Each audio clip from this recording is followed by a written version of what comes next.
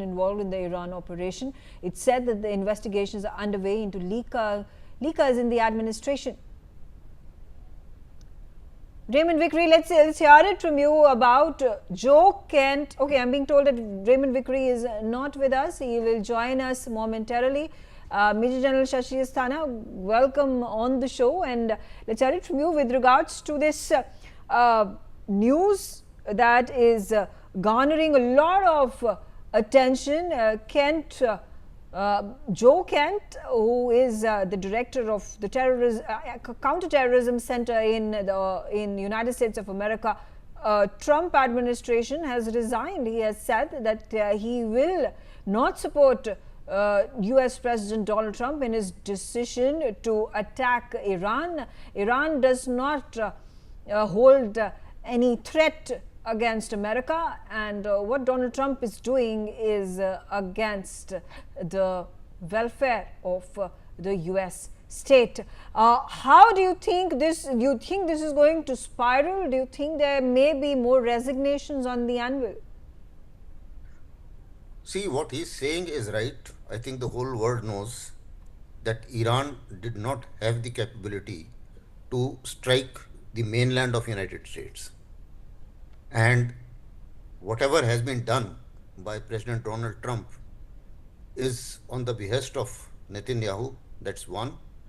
And secondly, maybe his long-term interests and a diversion which perhaps he was seeking, and Netanyahu was able to convince him that diversion suits you well in context of the Epstein and a whole lot of other things. Supreme Court giving him a blow on tariffs and things like that, and his dwindling popularity. So I think then he would have taken a chance. That is okay. One. Secondly, he was also not very sure that having moved out of JCPOA, will he be able to strike a deal which is better than what the Democrats have posed of JCPOA. That was another motivation in his context, because he thought that after successful military operations in Venezuela, maybe that he may be able to force a deal which is better than JCPOA on Iran by a stern military action and a military punishment. So these are the two reasons. Okay. There are many people in America who are against President Trump's decision. There is no doubt that this decision does not help Americans by any stretch of imagination. It is certainly in the interest of Israelis. So there could be more voices, but apparently, as of now, Republicans do have majority, and therefore, two attempts of the Democrats to take away the powers of president to declare war have been defeated.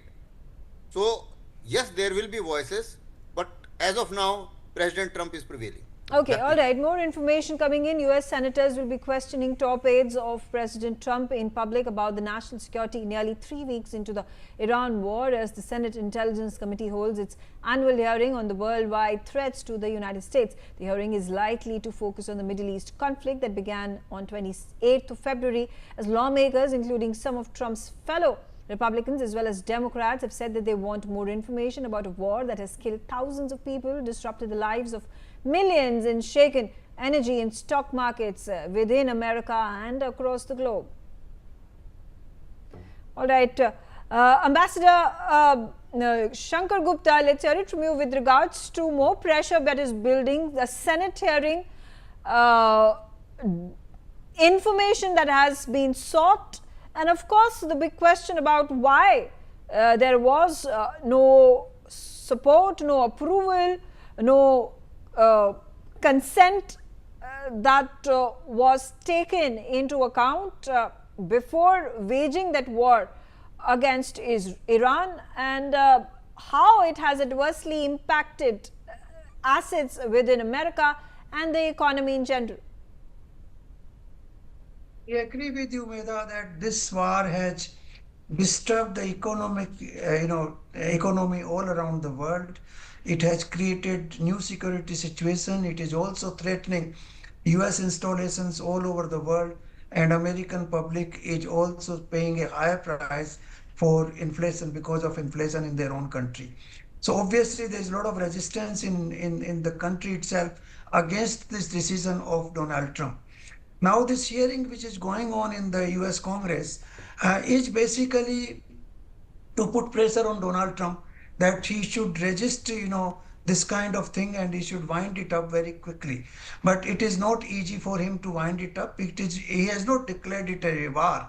He has declared it basically a special operation, and therefore he is not obliged to take prior permission from the US Congress as it mandated in the Constitution.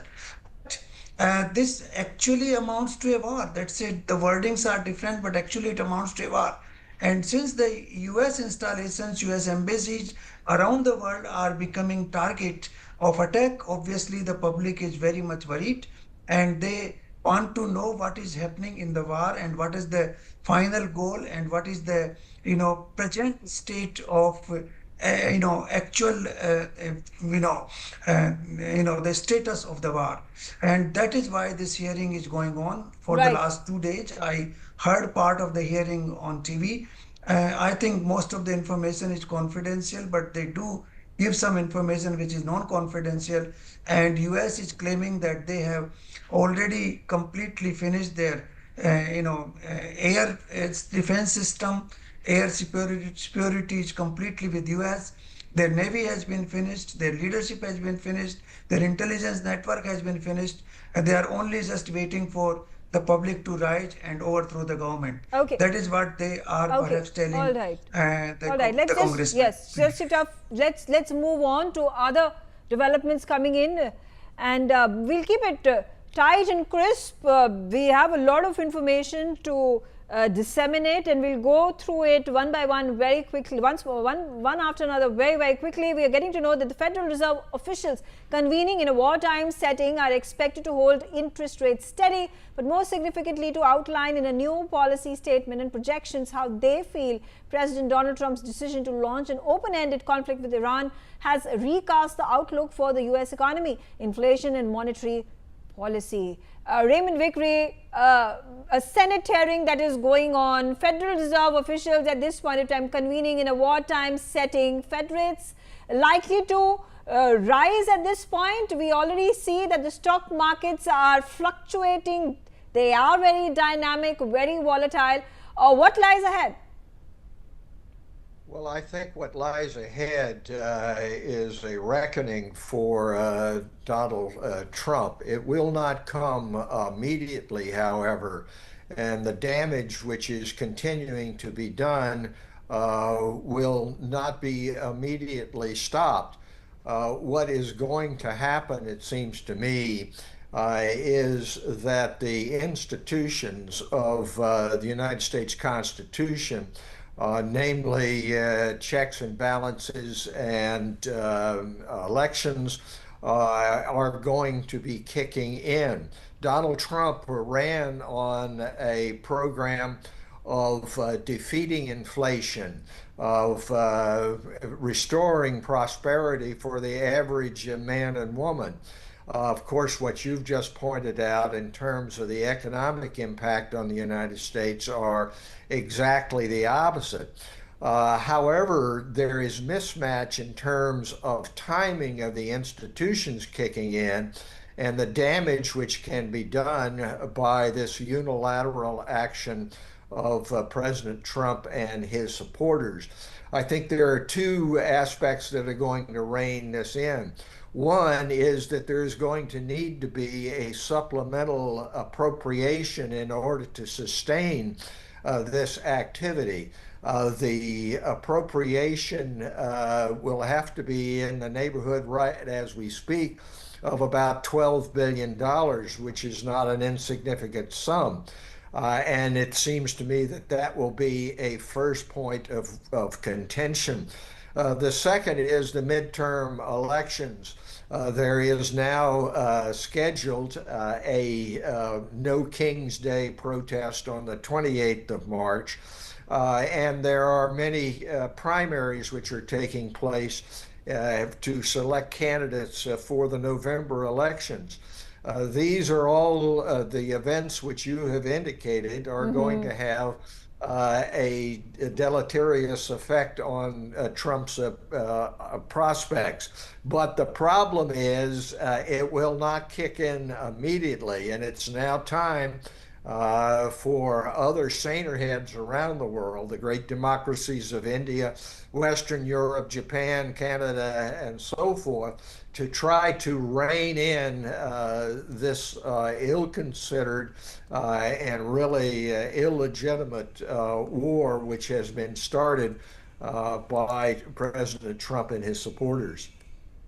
Right. Okay, there are examples at this point of time when it comes to the gas prices, oil prices that are escalating, and the rising price of gasoline from the Iran war has triggered angst and uncertainty for car makers, dealers and vehicle owners. There's one instance where Martin Miller, it presents an opportunity. Miller owns a used electric car dealership southwest of London. He's logged his busiest Saturday ever, 1 week after the war began.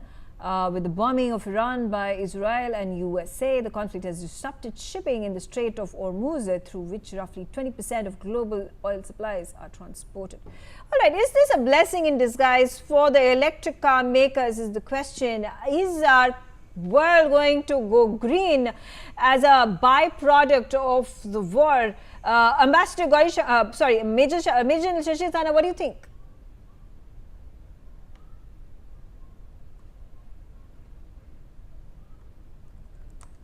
Yes, the world would, as it happened after COVID, people went digital. Maybe that there may be a good change of world going green as far as the transportation is concerned. That's one part of it. But certainly with this conflict, I think Russia and China, they are big winners and gainers. As far as Russia is concerned, I think with the oil price going high, their income increases tremendously. As far as China is concerned, even if the world goes green, the rare earth and the batteries, they are the ones who control it, and therefore the lithium is being controlled by them to a great extent, and therefore they still hold the card and tremendous amount of leverage over everybody on that. Right. And secondly, what President Joe Biden played in Europe, that is using Ukraine, that Ukraine fights, the Ukrainians die, and Russia becomes weaker. I think from the Chinese perspective, Iranians fight, Iranians die, and America becomes weaker, I think is also a strategic bounty which President Trump has given to China on the plate. So that is how I think the funds are looking at, and that's how the big power contestation is working out to be. Okay, more information coming in. Qatar has now condemned the Israeli targeting of the natural gas facilities linked to